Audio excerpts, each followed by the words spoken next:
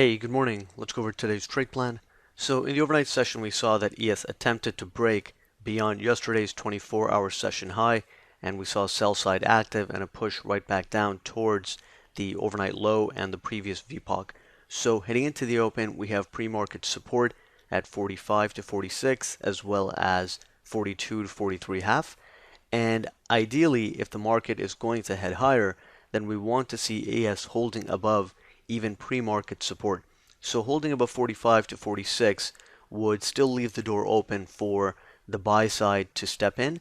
And then on the upside, we would have to see a breakout beyond 53 quarter to 55 quarter in order to even confirm the buyers becoming a little more dominant on the smaller time frames.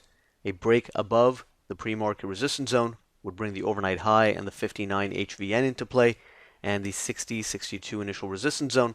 And at that point, we would have to gauge the situation in real time and determine whether the intraday context is supporting directional movement or whether it's still developing to more of a balance type session. Our short-term bias continues to be neutral, and for that reason, we have to be flexible and nimble with our real-time or intraday bias, because the market overall, if we look at the last several days, has been balancing within a range. So on the larger time frame, neither side is really very dominant. And lately we've been seeing the intraday control shift back and forth between buyers and sellers, even in a single session. So we just have to be very much in tune with the real-time context and see how the day is developing. But if off the open, the buyers can hold ES above 45 to 46, and we're not seeing any larger signs of weakness, then we could head back up towards 53 quarter to 55 quarter, and that's at least the zone that would have to be taken out to gain some control on the smaller time frames. And then on the upside, if we can break out beyond 60 to 62, this week's high is 63 quarter, at that point it would confirm the buyers in much more control. Below 45.46, we have some support at 42 to 43 half. Today's initial support zone is 38 quarter to 40 quarter. It marks yesterday morning's intraday balance breakout area, so that's still an area where buyers can be active if the market gets a bit exhausted into it.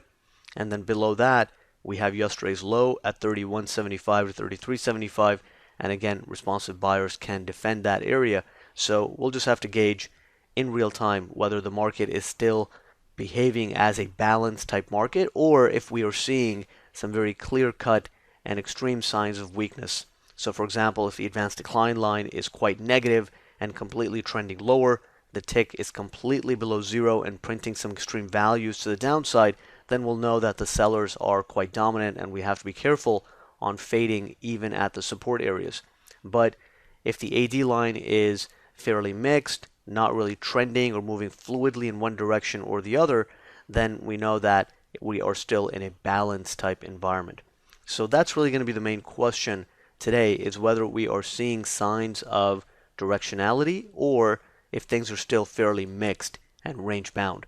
If we continue to be in a fairly range bound environment, then we know that we have to secure pretty decent trade location on any of the setups we take.